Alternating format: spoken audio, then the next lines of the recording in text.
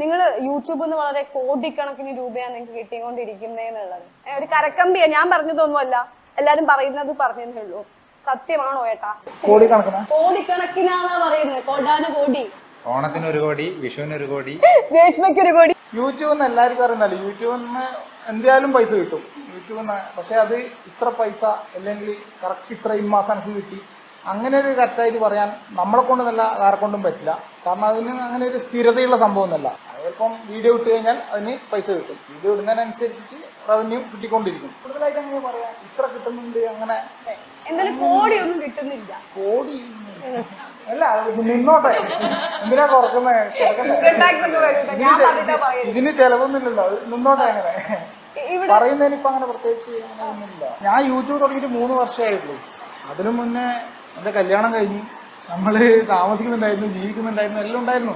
അതിൽ വലിയൊരു ചേഞ്ച് ഒന്നും വന്നതായിട്ട് എനിക്ക് തോന്നുന്നില്ല. അങ്ങനെയുണ്ടോ? അങ്ങനെ ഒരു ഇപ്പോൾ ഉള്ള ചേഞ്ച് എന്ന് പറയുന്ന റവന്യൂവിന്റെ കാര്യത്തിലല്ല കൂടുതലായിട്ട് എനിക്ക് തോന്നുന്നത്. എനിക്കിപ്പോ നമ്മളെ ആൾക്കാർക്ക് അത്യാവശ്യം തിരിച്ചറിയുന്നുണ്ട്.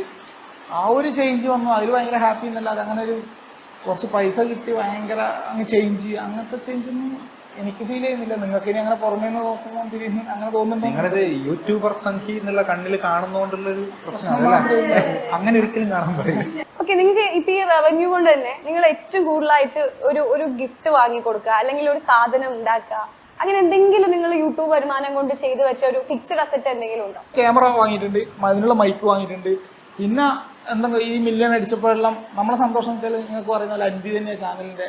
അപ്പോൾ അൻപിക്ക് ചെറിയ വണ്ടി കാര്യങ്ങൾ അങ്ങനത്തെ എല്ലാം വാങ്ങിക്കൊടുക്കും. അതെല്ലാം ശരിക്കും പറഞ്ഞാൽ ഇതിൽ നിന്ന് കിട്ടിയ പൈസ കൊണ്ട്, ഇതിൽ നിന്ന് കിട്ടിയെന്നല്ല, എന്നാലും നമ്മൾ ആ സന്തോഷം അങ്ങനെ ചെയ്യാറ്. ഇപ്പൊ രേഷ്മ, നമ്മുടെ ഒരു കാര്യം രേഷ്മ ശ്രദ്ധിച്ചോന്ന് എനിക്കറിയില്ല, ഞാൻ ശ്രദ്ധിച്ചു. നിങ്ങളുടെ ഒരു ലോഗോ ഉണ്ട്. ഫസ്റ്റ് നിങ്ങളുടെ വീഡിയോ തുടങ്ങുമ്പോൾ ഒരു ലോഗോ ഉണ്ടായിട്ടാ, അതിൽ നമ്മുടെ രേഷ്മ ഇല്ല. എന്തമ്മ രേഷ്മേനെ കൂട്ടാത്ത? ഇവരെ ഫാമിലിയിൽ രേഷ്മയില്ല. ആ ലോഗോ ആക്കിയത് നമ്മളല്ല, കാരണം നമുക്ക് അത് ആക്കാൻ അറിയില്ല. അതൊരാളെ ആക്കി തരണത്രേ. അയാൾക്ക് മെസ്സേജ് അയച്ചിട്ട് ഒരാഴ്ചയായി. അപ്പൊ രേഷ്മ ചോദിച്ചോ എന്താ എന്നെ ചേർക്കാത്ത? ഇവൾ ഇതുവരെ ശ്രദ്ധിച്ചില്ല, ഇന്നും അവനെ ശ്രദ്ധിച്ചോ?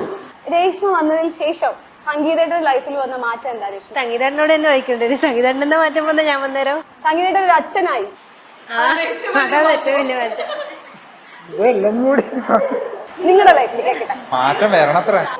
പെട്ടെന്ന് മാറ്റം കൊണ്ടുവരാനുള്ള വെയിറ്റിംഗിലാണോ? മാറ്റം കൊണ്ടുവന്നാ ഇവർക്ക് ഇട്ടു കൊടുക്കലാട്ടാ. ഞാൻ തുറക്കൂല ചാനല്. രണ്ടുപേരും 2 ടീമാക്കി വെച്ചിട്ട് ഞാനും അമ്മയും ടീം. ഓക്കെ, അപ്പൊ നമ്മളൊരു ഗെയിം കളിക്കാൻ പോണേ. ഗെയിം വളരെ സിമ്പിൾ ആണ് കേട്ടാ, വളരെ